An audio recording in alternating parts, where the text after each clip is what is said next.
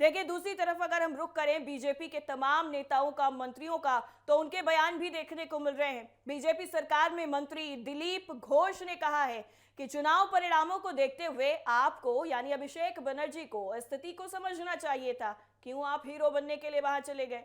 Sonarpur police ने बताया है कि टीएमसी नेता अभिषेक बनर्जी के सोनारपुर में दौरे के दौरान उन पर हुए कथित हमले और दुर्व्यवहार के मामले में त्वरित कार्रवाई करते हुए बीते कल 5 स्थानीय लोगों को गिरफ्तार भी किया गया है। लेकिन ममता बनर्जी के जो बयान है वो इन पूरी घटनाओं पर लगातार देखने को मिल रहे हैं और लगातार वो बीजेपी सरकार पर निशाना साधती हुई नजर आ रही है। ममता बनर्जी का एक और बयान है, वो सुनवाते हैं आपको।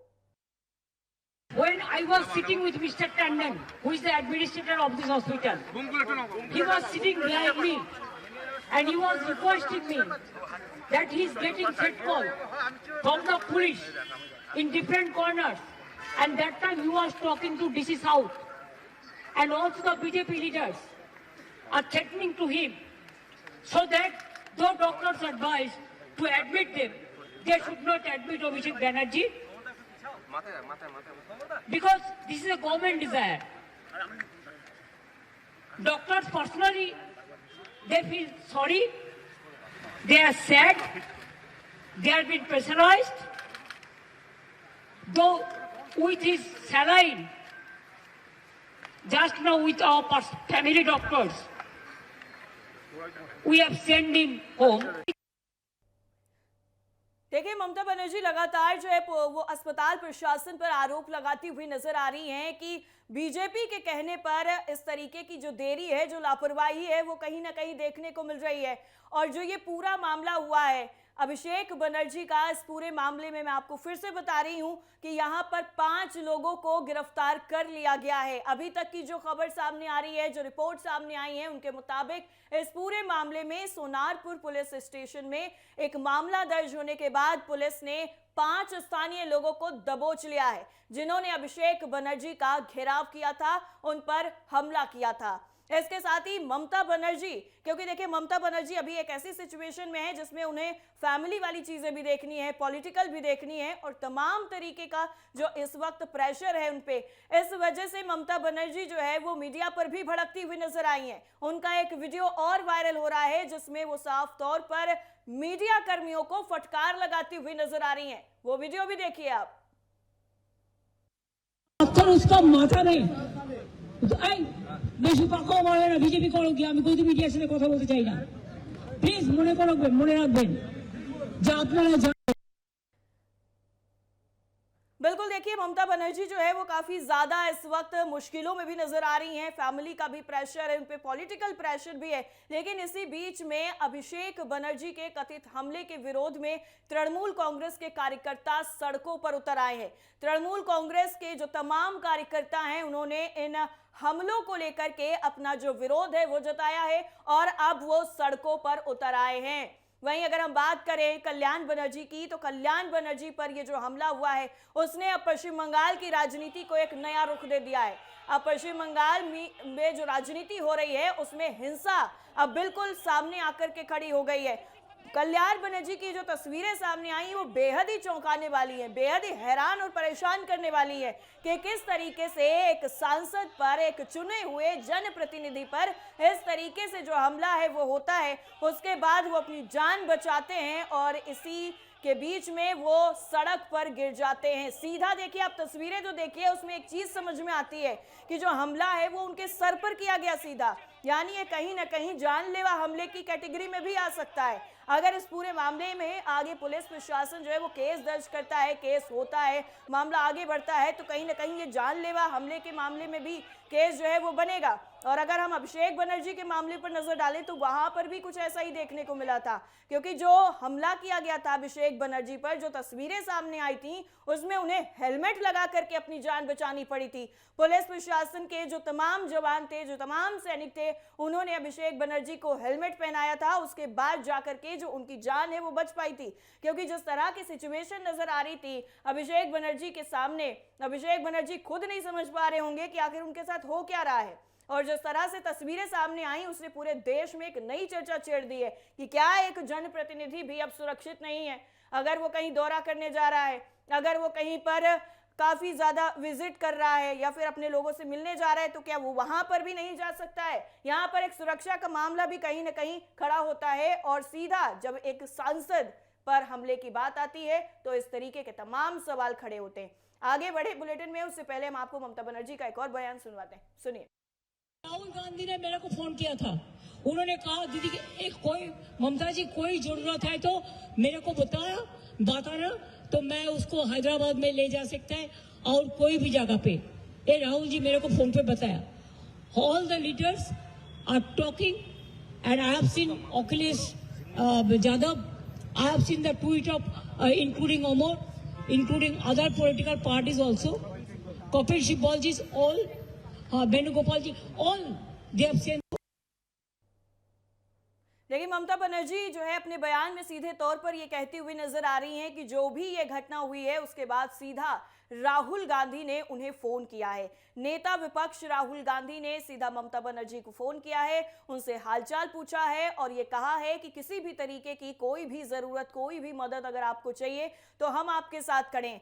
अब जिस तरीके से अभिषेक बनर्जी पर हमला हुआ, अब ममता बनर्जी के वो भतीजे हैं तो जाहिर तौर पर वो रिश्ते के लिहाज से भी उन पर काफी ज्यादा इस वक्त टेंशन जो है वो नजर आ रही है। इसी बीच में तमाम विपक्ष के जो नेता हैं वो ममता बनर्जी को सांत्वना देते हुए नजर आ रहे हैं, उन्हें किसी भी परेशानी से बचाने की कोशिश कर रहे हैं और कह रहे हैं किसी भी तरीके की जो मदद है अगर वो आपको चाहिए तो हम बिल्कुल खड़े हैं। और तमाम नेताओं के, अखिलेश यादव से लेकर के राहुल गांधी, तमाम जो विपक्ष के नेता हैं उनके जो बयान हैं इस पूरे विवाद पर भी देखने को मिले हैं। अखिलेश यादव ने भी अभिषेक बनर्जी के हमले के बाद ट्वीट किया था और तमाम विपक्षी नेताओं ने ट्वीट किया था।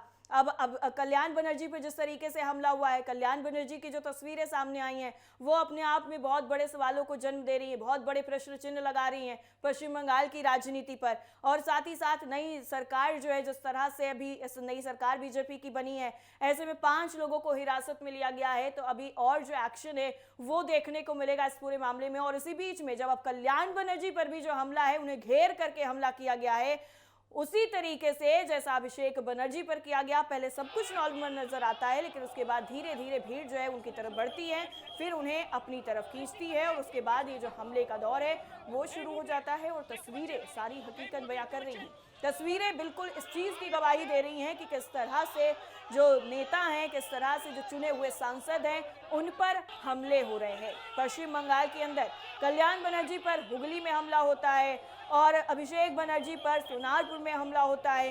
इसके साथ ही लगातार जो तृणमूल कांग्रेस का विरोध है वो भी अब चल रहा है। पश्चिम बंगाल में कह लीजिए कि अब जो सियासी तूफान है, जो बवंडर उठा है, वो इतनी आसानी से शांत नहीं होने वाला है। भले ही ये जो विरोध है वो स्थानीय लोगों का था और वो इस तरीके से निकला है, लेकिन फिर भी सवाल तो ये उठता है कि एक चुने हुए जनप्रतिनिधि पर, एक सांसद पर, एक नेता पर इस तरीके से क्या कोई हमला कर सकता है? क्या कोई जानलेवा हमला इस तरीके से कर सकता है? विरोध के तमाम तरीके हैं, आप प्रदर्शन करिए, आपकी मांगे पूरी नहीं हो रही है, आप विरोध जताइए, आप विरोध का रास्ता चुनिए, आप शांतिपूर्वक विरोध करिए, लेकिन इस तरीके से किसी पर जानलेवा हमला करना कानूनी जुर्म है और इसमें अब जो कार्रवाई होंगी वो देखना भी बेहद ही अहम होगा, क्योंकि अभी तक जो खबरें सामने आई हैं उनके मुताबिक 5 लोगों को हिरासत में लिया जा चुका है। अब तृणमूल कांग्रेस के जो नेता हैं जिन पर ये लगातार हमले हो रहे हैं, इस पूरे मामले को लेकर के अब कांग्रेस भी जो है वो इसका जमकर विरोध कर रही है। कांग्रेस भी सड़कों पर उतरी है। बताया ये जा रहा है कि पूर्व विधायक जो हैं कांग्रेस के, वो ये जो प्रदर्शन है वो कर रहे हैं। हालांकि ये भी कहा जा रहा है कि ये जो प्रदर्शन है वो पहले से निर्धारित था, लेकिन अब जिस तरह से ये जो पूरा विवाद देखने को मिला है तो कहीं ना कहीं ये जो कांग्रेस का विरोध है ये भी काफी ज्यादा इफेक्टिव माना जाएगा इस पूरी राजनीतिक मामले में। अब देखिए, एक और जो वीडियो है वो इस वक्त काफी ज्यादा वायरल है। ये वीडियो अगर हम आपको दिखाएं और फुल स्क्रीन पर इसको अगर हम दिखाएं तो ये वीडियो अपने आप में तमाम तरीके के जो सवाल है वो खड़े कर रहा है। देखिए, ये जो तस्वीरें हैं, ये तस्वीरें बिल्कुल ये बता रही हैं कि अभिषेक बनर्जी पर किस तरीके से हमला हुआ। ना सिर्फ उन पे अंडे फेंके गए, ना सिर्फ उन पे हमले करने की जो कोशिश है वो की गई, बल्कि पत्थरों से हमला जो है वो अभिषेक बनर्जी पर किया गया। और ये जो पीले कलर की शर्ट में शख्स नजर आ रहा है, उसने किस तरह से अभिषेक बनर्जी के मुंह पर पत्थर मारा है। अगर हेलमेट ना होता तो अभिषेक बनर्जी को कोई बड़ी इंजरी भी हो सकती थी। उनके सीधा फेस पर जो अटैक है वो ये शख्स करता हुआ नजर आ रहा है और सीधा बिल्कुल आप समझ सकते हैं कि जो टारगेटेड हमला है वो यहां पर नजर आ रहा है। और ये जो येलो कलर में जो शर्ट पहने हुए शख्स है वो पहले से घात लगाए हुए बैठा है और उसके बाद जैसे ही अभिषेक बनर्जी आगे की तरफ मूव करते हैं तो वो सीधा उनके मुंह पर पत्थर मार देता है। अब यहाँ पर गनीमत ये रही है कि अभिषेक बनर्जी जो है वो सुरक्षित है फिलहाल के लिए। उनका जो इलाज है वो चल रहा है और जो रिपोर्ट सामने आ रही हैं, जो अभी तक बयान सामने आए, उसके मुताबिक उन्हें हैदराबाद भी ले जाया जा सकता है बेहतर इलाज के लिए।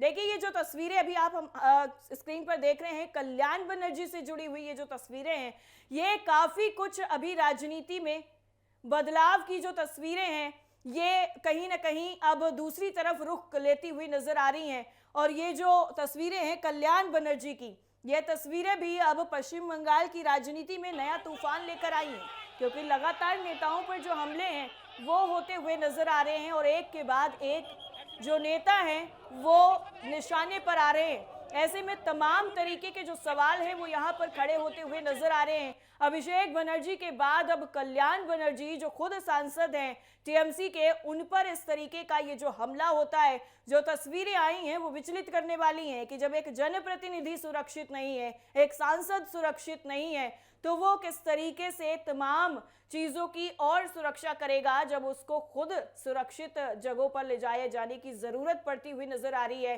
तो ऐसे में एक ये जो बड़ा घटनाक्रम है वो पश्चिम बंगाल की राजनीति में हुआ है। कल्याण बनर्जी पर हमला हुआ है और इससे पहले अभिषेक बनर्जी पर हमला हो चुका है, उस मामले में गिरफ्तारियां हुई हैं।